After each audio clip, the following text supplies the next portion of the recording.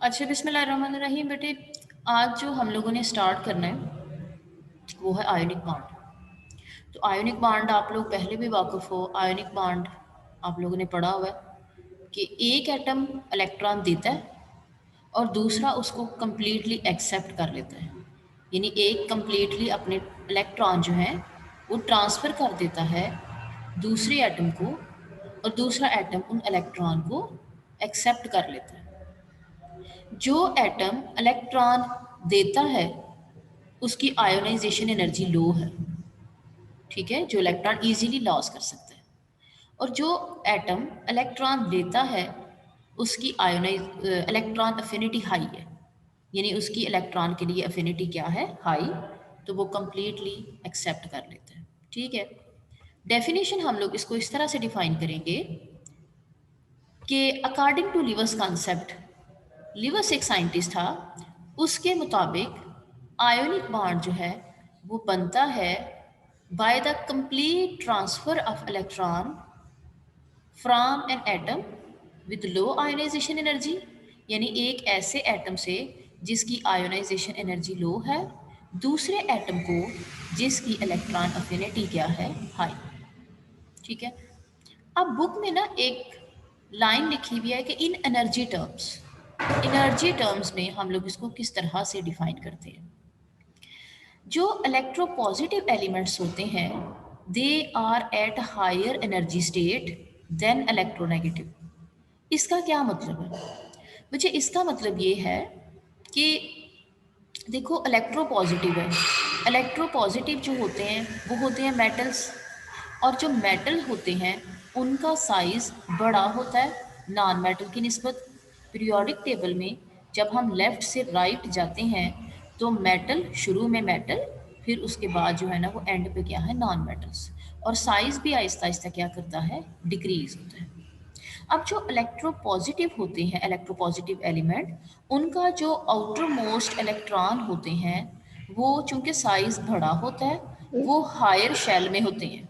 ठीक है, वो हायर शेल में होते हैं तो इस वजह से वो हाई एनर्जी स्टेट में होते हैं। तो इसलिए हम लोग कहते हैं कि जो इलेक्ट्रोपॉजिटिव एलिमेंट हैं they are at higher energy state than electronegative. अब जो इलेक्ट्रोनेगेटिव होता है उसका साइज होता है छोटा।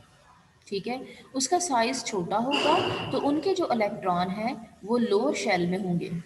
ठीक है, यानी कि उनके इलेक्ट्रॉन जो हैं वो, उनकी एनर्जी क्या होगी, कम होगी। तो इस वजह से हम लोग ये बोलते हैं कि electropositive elements are at higher energy state than electronegative elements. ठीक है, इसका मतलब है कि हायर एनर्जी से इलेक्ट्रॉन लोअर एनर्जी की तरफ ट्रांसफ़र होते हैं। ठीक है, नवेरा बेटा नहीं करें। अच्छा, ये जो एनर्जी का डिफरेंस है इलेक्ट्रोपॉजिटिव में और इलेक्ट्रोनेगेटिव में, ये रिस्पॉन्सिबल है for the transfer of electron from higher energy state to the element with lower energy state. अमूमन जो आयोनिक बॉन्ड बनते हैं वो बनते हैं मेटल्स और नॉन मेटल्स के दरमियान। ठीक है, मेटल्स जो है वो इलेक्ट्रॉन को कंप्लीटली दे देता है, और नॉन मेटल्स जो है वो इलेक्ट्रॉन को कंप्लीटली एक्सेप्ट कर लेता है। ठीक है, यानी मेटल के ऊपर आ जाता है चार्ज पॉजिटिव और नॉन मेटल के ऊपर कंप्लीट नेगेटिव चार्ज आ जाता है। क्लियर है? नेक्स्ट मैंने एक एग्जांपल दी है, एग्जांपल नंबर 1। आपको सोडियम नज़र आ रहा है, सोडियम की इलेक्ट्रॉनिक कॉन्फ़िगरेशन देखें। पहले शेल में 2, दूसरे में 8 और तीसरे में 1 इलेक्ट्रॉन। तो इसको एक इलेक्ट्रॉन लॉस करना पड़ेगा ताकि इसकी नोबल गैस जैसी इलेक्ट्रॉनिक कॉन्फ़िगरेशन बढ़ जाए। अब इसने क्या किया, अपना एक इलेक्ट्रॉन लॉस किया और ये कन्वर्ट हो गया Na प्लस में, और जो इसकी इलेक्ट्रॉनिक कॉन्फ़िगरेशन है वो बन गई 2 8।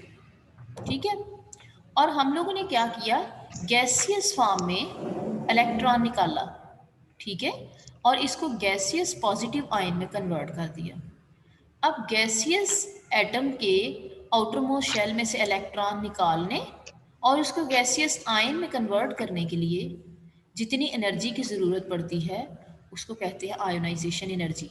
यानी जो सोडियम है उसकी आयोनाइजेशन एनर्जी कितनी हो गई, 496 किलो जूल पर मोल। दूसरी तरफ क्लोरीन है, Cl गैसेस फॉर्म में। अगर आप इसकी इलेक्ट्रॉनिक कॉन्फ़िगरेशन देखें तो इलेक्ट्रॉनिक कॉन्फ़िगरेशन है 287। बेटे माइक्स अपने ऑफ कर दो। 287, तो इसको एक इलेक्ट्रॉन की ज़रूरत है। अब जो एक इलेक्ट्रॉन सोडियम ने लॉस किया वो Cl ने एक्सेप्ट कर लिया और ये कन्वर्ट हो गया Cl नेगेटिव में।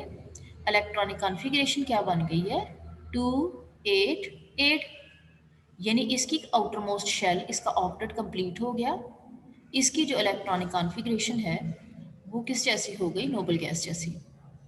अब आप लोगों को पता है, हम लोग पढ़ चुके हैं कि जब gaseous atom uninegative ion बनता है एक इलेक्ट्रॉन एक्सेप्ट करके, उस दौरान जो एनर्जी रिलीज होती है उसको हम लोग क्या बोलते हैं, इलेक्ट्रॉन अफिनिटी।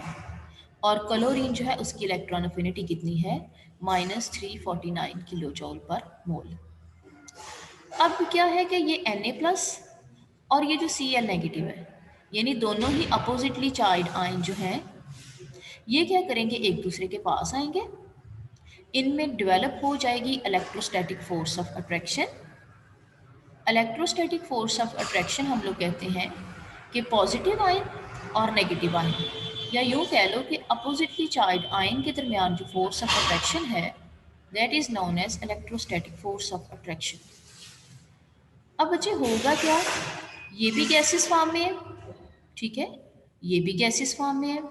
अब दोनों गैसेस फॉर्म जो हैं ये आपस में मिलेंगे और ये कन्वर्ट हो जाएंगे NaCl किस फॉर्म में, सॉलिड फॉर्म में, ठीक है। और ये जो बॉन्ड होता है ये नॉन डायरेक्शनल होता है, ठीक है। नॉन डायरेक्शनल मीन्स कि देखिए एक एटम ने कंप्लीटली इलेक्ट्रॉन लॉस किए, दूसरे ने कंप्लीटली इलेक्ट्रॉन को एक्सेप्ट कर लिया, ठीक है। तो एक पॉजिटिव बन गया, कंप्लीट पॉजिटिव चार्ज आ गया, और एक जो है वो कंप्लीट नेगेटिव चार्ज आ गया, ठीक है।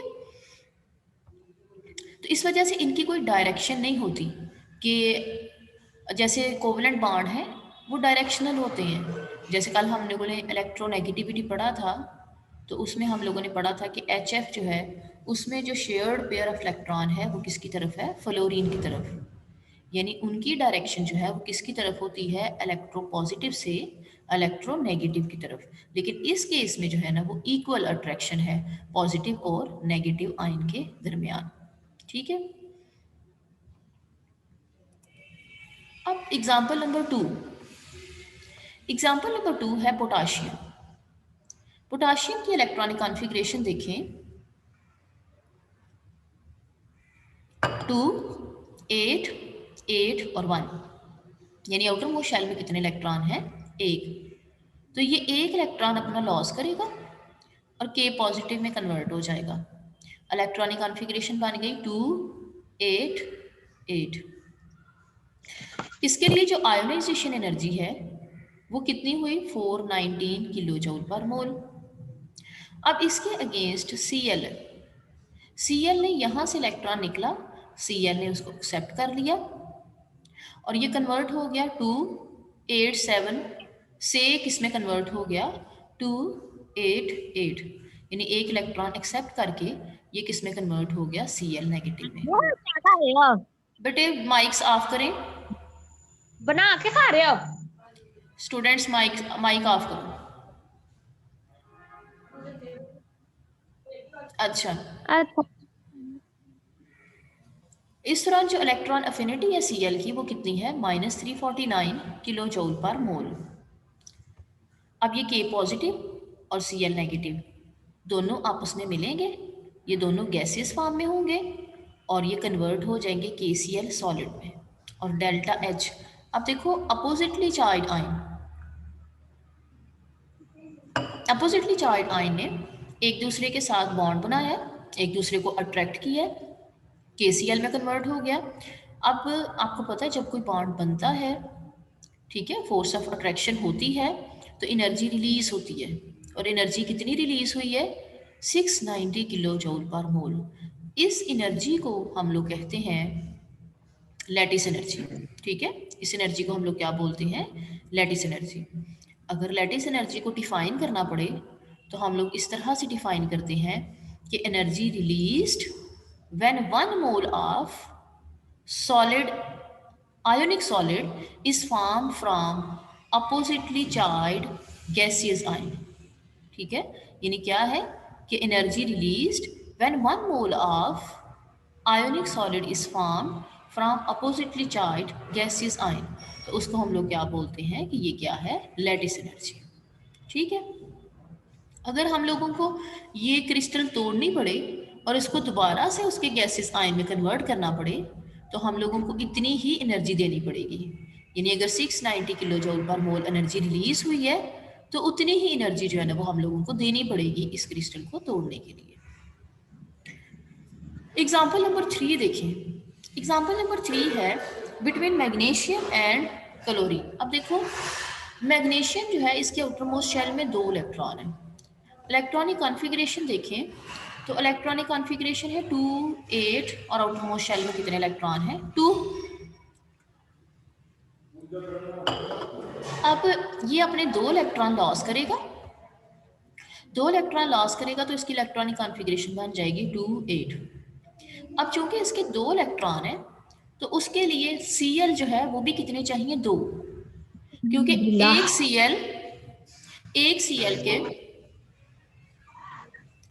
एक Cl जो है उसकी कैपेसिटी कितनी है इलेक्ट्रॉन लेने की, 1। ठीक है, तो ये क्या आ जाएगा 2 8 7 से किसमें कन्वर्ट हो जाएगा 2 8 8। हमने कितने Cl लिए हैं, 2, और ये जो 2 इलेक्ट्रॉन लॉस हुए हैं ये एक Cl ने 1 लिया, दूसरे Cl ने दूसरा इलेक्ट्रॉन लिया और ये कन्वर्ट हो गया 2Cl नेगेटिव में। ठीक है, अब ये मैग्नीशियम है Mg+2 आयन, ये दूसरा Cl नेगेटिव, पहला Cl नेगेटिव सॉरी, और ये दूसरा Cl नेगेटिव, दोनों मिलेंगे मैग्नीशियम के साथ और जो क्रिस्टल बनेगी या सॉलिड बनेगा वो कौन सा बनेगा, MgCl2। ठीक है,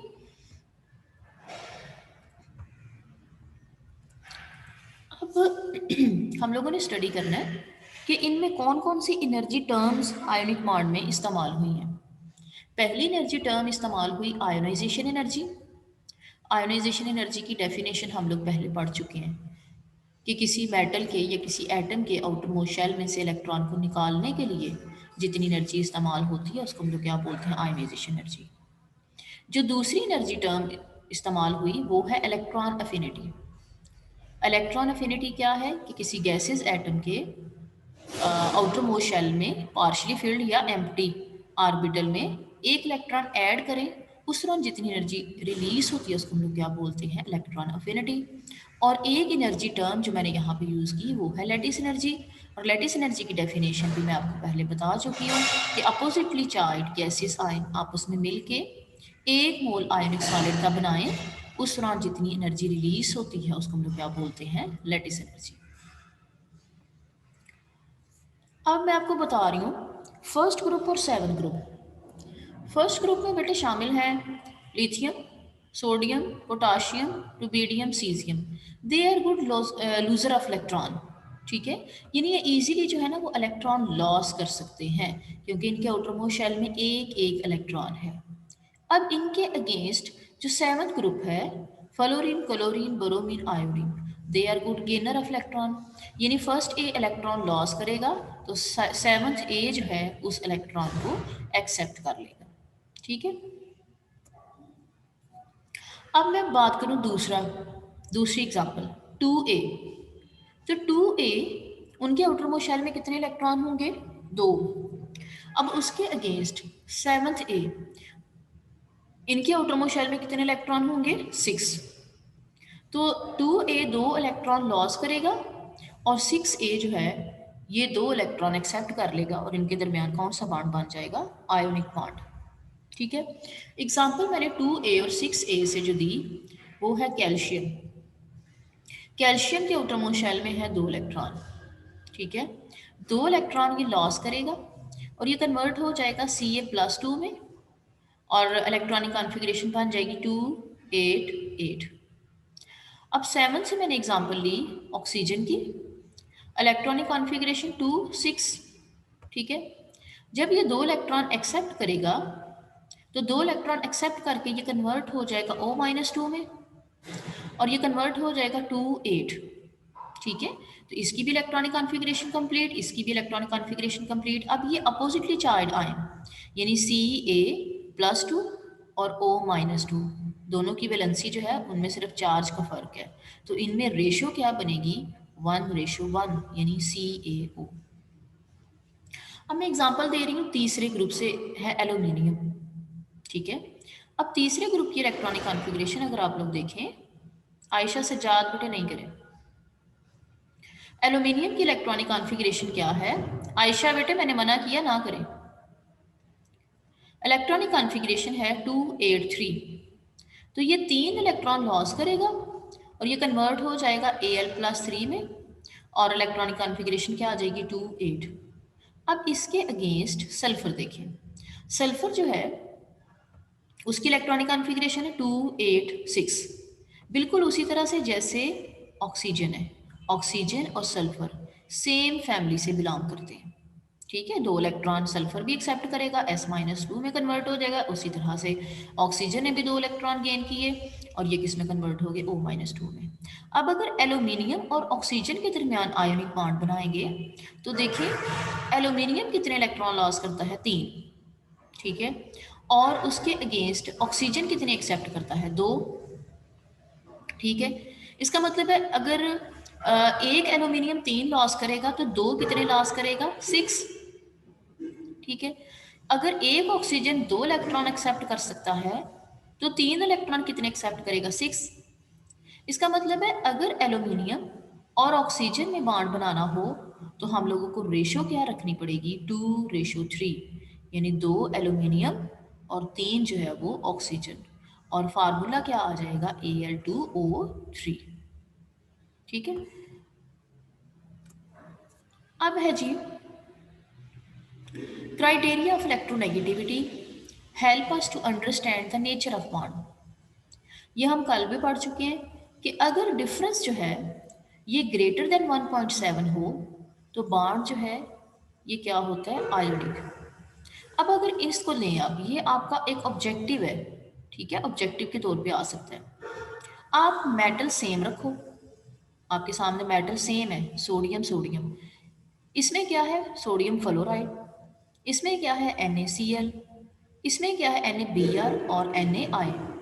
अगर आप इसको देखें तो सबसे ज़्यादा जो इलेक्ट्रोनेगेटिविटी है वो किसकी होगी फ्लोरीन की। इस इट मीन्स कि इलेक्ट्रोनेगेटिविटी का डिफरेंस जो है वो भी सबसे ज़्यादा किस में होगा NaF में, क्योंकि सब में Na ही रखा है मैंने। ठीक है, तो सबसे ज़्यादा जो इलेक्ट्रोनेगेटिविटी का डिफरेंस है वो किस में आएगा NaF में। तो अगर आप लोगों को मैं ऑब्जेक्टिव दूं कि इसमें से सबसे ज़्यादा कोवलेंट कौन सा है, तो बेटे हमने पढ़ा कि जो जो डिफरेंस जो है 1.7 से ज़्यादा होगा तो वो आयोनिक होगा। इसका मतलब है कि अगर डिफरेंस ऑफ इलेक्ट्रोनेगेटिविटी बढ़ाते जाएं तो वो उतना ही ज़्यादा आयोनिक होगा। यानी ये क्या है, ये सबसे ज़्यादा आयोनिक है NaF। ठीक है, और सबसे कम जो है वो कौन सा होगा NaI। अब लास्ट में जो है ना मैं आपको बताने लगी हूँ कि कोई भी बॉन्ड ऐसा नहीं है कि जो 100% आयोनिक हो। ठीक है, सबसे ज़्यादा जो आयोनिक करैक्टर है वो है सीजियम फ्लोराइड में, और सीजियम सीजियम जो है ये सबसे कम इलेक्ट्रोनेगेटिविटी रखता है, ये कल हमने पढ़ा था, इसकी इलेक्ट्रोनेगेटिविटी 0.7 थी। और फ्लोरीन जो है वो सबसे ज़्यादा इलेक्ट्रोनेगेटिव है और इसकी जो इलेक्ट्रोनेगेटिविटी है वो कितनी है 4। ठीक है, अब इसमें इसका मतलब है कि सबसे ज़्यादा डिफरेंस ऑफ इलेक्ट्रोनेगेटिविटी है और वो कितनी है 4 इसकी, -0.7 इसकी। ठीक है, और इसमें जो है वो कितना है आयोनिक करेक्टर 92%। इसी तरह से NaCl जो है उसमें कितने परसेंट आयोनिक करेक्टर है, वो है 72%। ठीक है, अब आप पूछोगे कि आयोनिक करेक्टर जो है वो किस तरह से फाइंड आउट कर सकेंगे। बच्चे ये एक अलग टॉपिक है। ठीक है, हम लोग परसेंटेज आयोनिक करेक्टर जो है वो किस तरह से फाइंड आउट करते हैं, observe dipole moment over ionic dipole moment multiplied by 100, ठीक है। बहरहाल ये एक अलग टॉपिक है। अब यहाँ पे मैं आपको रीज़न बता दूँ कि ये शॉर्ट क्वेश्चन आ सकता है, नो बॉन्ड इज 100% आयोनिक। कौन सा मतलब कोई ऐसा बॉन्ड नहीं है केमिस्ट्री में जो 100% आयोनिक हो, ठीक है।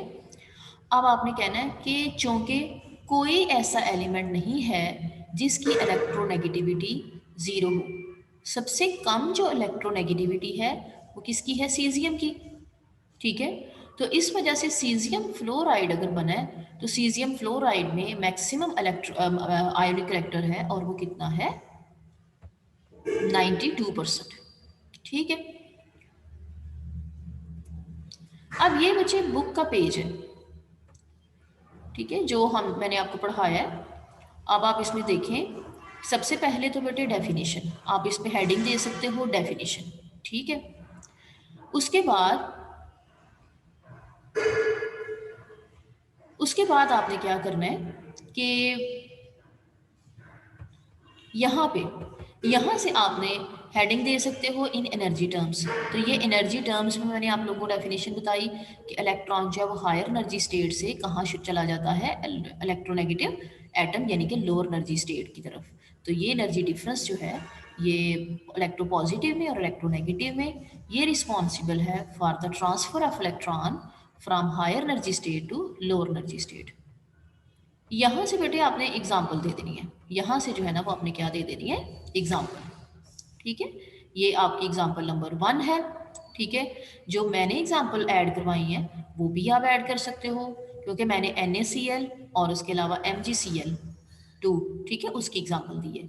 ये उन्होंने दी है पोटाशियम क्लोराइड की एग्जाम्पल, ठीक है। पोटाशियम का इलेक्ट्रॉनिक कॉन्फ़िगरेशन है, इसकी इलेक्ट्रॉनिक कॉन्फ़िगरेशन को ऐसे लिखा हुआ है 2881, और ये इलेक्ट्रॉन लॉस करता है, के पॉजिटिव आयन बनाता है, ठीक है। ये इसकी वो दिखाई हुई है आयोनाइजेशन एनर्जी, ठीक है। उसके बाद जो है वो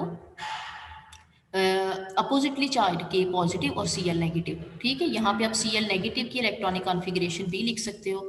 तो ये के पॉजिटिव और Cl नेगेटिव आयंस एक दूसरे के साथ अट्रैक्ट होते हैं, ठीक है, और अपने आप को क्रिस्टल्स की शक्ल में अरेंज कर लेते हैं, ठीक है। और फिर उसके बाद हम लोगों ने ये डेफिनेशन पढ़नी है कि ये जो लैटिस एनर्जी है यानी के पॉजिटिव और के नेगेटिव, ये आपस में जब अट्रैक्ट होते हैं तो एनर्जी रिलीज होती है, और उस एनर्जी को हम लोग क्या बोलते हैं, लैटिस एनर्जी, ठीक है। ये अच्छा, उसके बाद बच्चे ये मुझे लगता मैम है लैटिस एनर्जी फिर से बता दो। लैटिस एनर्जी बेटे होती है कि जब अपोजिटली चार्ज गैसियस आयन, क्योंकि हम लोगों ने के पॉजिटिव अगर है तो के पॉजिटिव को भी गैसियस फॉर्म में लेके आना है, क्योंकि के positive ionization energy gaseous form में हम मेजर करते हैं ना। तो Cl नेगेटिव जो है वो भी गैसियस फॉर्म में, ठीक है। तो दोनों जो है ना जब अपोजिटली चार्ज आयन एक दूसरे के पास आएंगे, एक दूसरे को अट्रैक्ट करेंगे, तो फोर्स ऑफ अट्रैक्शन होगा तो एनर्जी रिलीज होगी, ठीक है। और उसको बोलते हैं लैटिस एनर्जी। यानी अगर लैटिस एनर्जी की डेफिनेशन हम कहेंगे तो हम कहेंगे कि जी amount of energy released when 1 mole of ionic solid is formed from its oppositely charged gaseous ion, ठीक है। अच्छा, अब ये देखो ज़रा, ये वाला पैराग्राफ मेरा ख्याल है ऊपर है और ये वाला पैराग्राफ नीचे है। ये आप अपने बुक पे जो है ना एक दफ़ा कंफर्म कर लीजिएगा। लेकिन अगर इस तरह भी हो तो ठीक है। ये Cl जो है ना इसने एक इलेक्ट्रॉन गेन किया, Cl नेगेटिव में कन्वर्ट हो गया, इलेक्ट्रॉन अफिनिटी आ गई 349 किलो जूल पर मोल। इसी तरह से वो जो मैंने आप लोगों को बताया था कि जी गुड गेनर और गुड लॉसर, यानी कौन कौन से इलेक्ट्रॉन लॉस कर सकते हैं और कौन कौन से जो है ना वो गुड गेन कर सकते हैं, ठीक है। तो ये आपके पास है फर्स्ट ए जो है ना ये इलेक्ट्रॉन लॉस करते हैं, और जो 7th ए है ये इलेक्ट्रॉन गेन करते हैं। इसी तरह से उन्होंने कहा कि इसी तरह का बॉन्ड जो है वो प्रेजेंट हो सकता है 2A और 6A के दरमियान, ठीक है।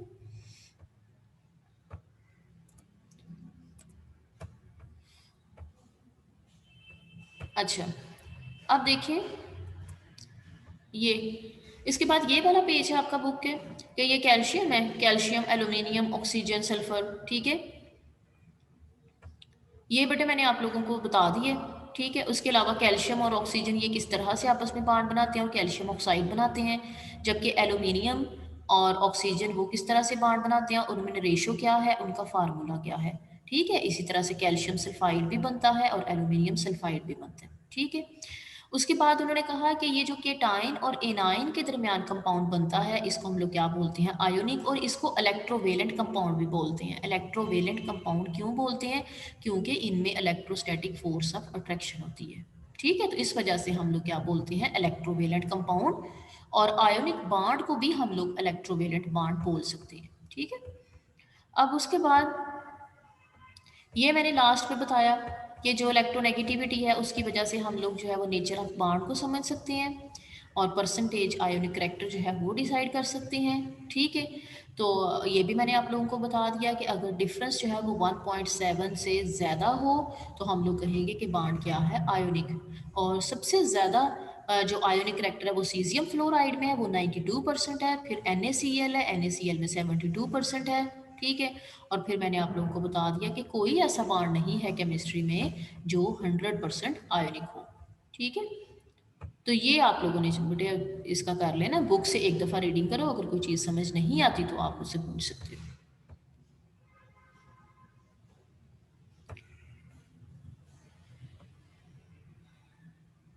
हेलो। मैडम, जी जी बेटे।